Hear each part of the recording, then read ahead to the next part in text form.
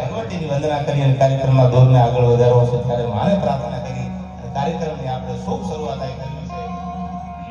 નાવિયાના બધા મહેમાનોની આ હાજરી છે.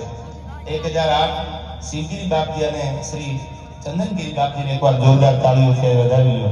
બે આપણા સાધુ સંતો અને આ વિસ્તારના MLA member of legislative assembly ધારાસભ્ય એટલે માવજીભાઈ દેસાઈને પણ એકવાર જોરદાર તાળીઓ છે વધાવી લો.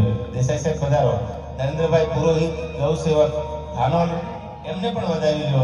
અને સુરસા દેવડા ગૌસેવક પાંથાવાડા અને ઠાકુર સાહેબ માલસિંહજી દેવડા પાંથાવાડા એમને પણ જોરદાર તાળીઓ છે વધાવી લો. જે પણ આવ્યા છે બધા એક સંબંધના તાતને બંધાય અને આવ્યા છે.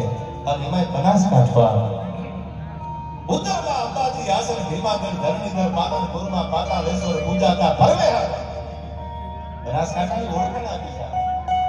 તમે જ્યાં જ્યાં ભગવાન દ્વારકાધીશની મૂર્તિ જોતા હશો એ ભગવાન દ્વારકાધીશ જ્યાં બિરાજે પણ ભીમાના પાદરમાં આવો એટલે મુસાળો ભગવાન બેઠો છે બનાસકાંઠામાં.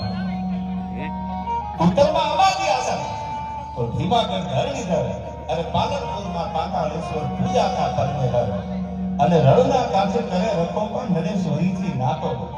આ પણ બોર્ડર ઉપર જાઓ ભારત પાકિસ્તાનની જે બોર્ડર પડે છે શિખરપર નદી જે ભગવતીનું નવગઢના ફલાની માથેથી ચકલી થઈને બેહી ગઈ આવી જગતમાં બેઠી છે. બનાસકાંઠાની ઓળખાણ આપી છે. તો ઉત્તરમાં અંબાજી આસન ભીમાગઢ ધરણીધર પાલનપુરમાં પાતાળેશ્વર પૂજાતા પરમેહર રણના કાંઠે કરે રખો પણ નરેશ્વરીથી નાતો. સૌથી પ્યારો મને મારો બનાસકાંઠો યાર. આ બનાસકાંઠો છે.